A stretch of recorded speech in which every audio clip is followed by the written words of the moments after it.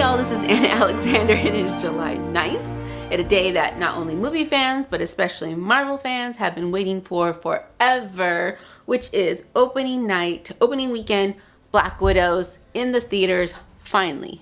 Finally, yes, this was my first in-theater experience since Birds of Prey, and what a movie to go back to. I still want to say so many things about this movie, but I also want to keep this short, and I don't want to do a whole lot of spoilers. So I'll try to focus my thoughts for you, and it's gonna be tricky, y'all. It's gonna be tricky.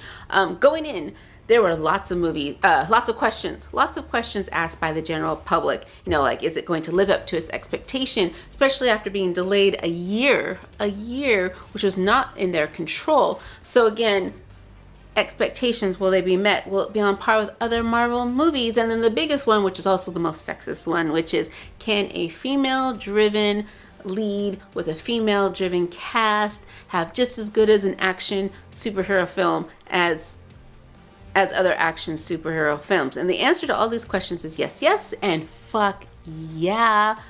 These women were badass. Oh my gosh. So fit. So fit. They inspire you to want to go out and learn how to kill people. Yeah, if I'm in a knife fight with somebody who actually knows how to use a knife, I'm dead. I'm so dead. There's no way you're surviving that. It's so whoosh. Anywho, back to the story. It met my expectations, and I had high expectations, and I was so glad that they were met. Was it a perfect movie? No, it was not. Yeah, I'll get to that in a bit. But other than that, it was a fantastic time. But the family is the biggest theme of the movie, is the family that you make versus the family that you're born into. What does family mean? And that was the grounding bit for this whole fantastical film, was that theme of family, which was really great, and it was really nice to see, and it was the heart of the movie, and it was also the special moments of, because let's face it though, the action scenes were out of control. They were banana boats crazy. I watch a lot of action films, and the things they were doing were things I haven't seen, and it was just, I was laughing hysterically at just how crazy the action sequences began. The stunt work, it's out of control, and you have to see it. You have to see it and experience it. And I was in a Dolby theater, so the seats rocked and shook, and it was so crazy. But visually it is badass, and the women, again, badass. Where it kind of went for me was really odd things. Well, one is the bad guy. Kind of one-dimensional. Like, I couldn't even tell you his name if I had to, because he was in it so little. I think that Natasha was fighting more her demons of the past than the actual bad guy, because just entitled dude being entitled dude doing bad things for I don't know why, because we never hear his motivation, as opposed to, I want to look how evil I can be, I guess, maybe, I don't know. So his death was like, cool, we've been waiting for it because it needs to happen, because he's done horrible things, as we've seen the evidence of, but why he does them, I don't think we hear at all. But it was a missed opportunity, I guess, in a way. Yeah, so that was kind of a and also a hiccup I have, which is a hiccup, I think it's just an Anna hiccup, which is, if you are running a bad guy undercover organization, why do you have tanks on standby and just do massive destruction through a town to get your target? So much casualty, so much destruction.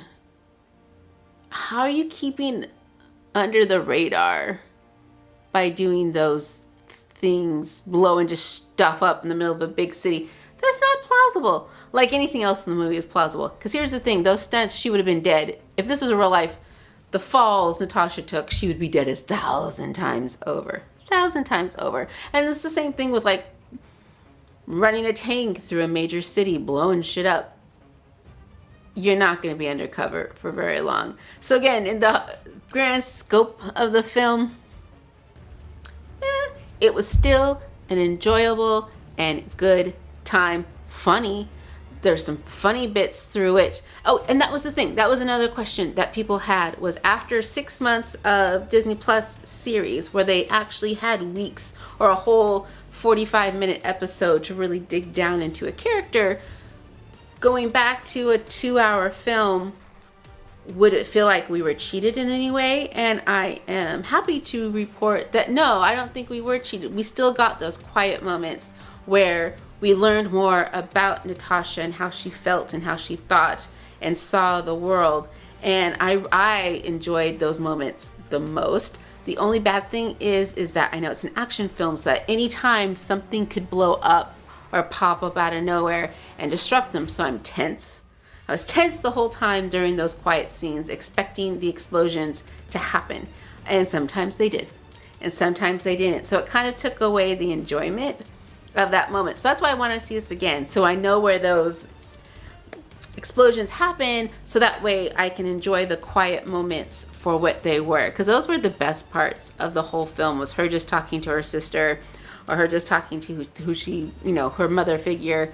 And that's what made it great. It went from fun popcorn eating film to something that was really enjoyable. So if you can go see it in the theater, go see it in the theater. It should be on the big screen, because some of those shots are just... And then if you go see it in Dolby, you feel it as well. So yeah, I'd like to know how you thought about it. And I'm so glad to be back in the movie theaters again. So if you had a good time with me today, just hit subscribe. It helps more people see the channel. And of course, let you know when I'm doing more movies, because I would like to see you again sometime soon. Till next time, y'all.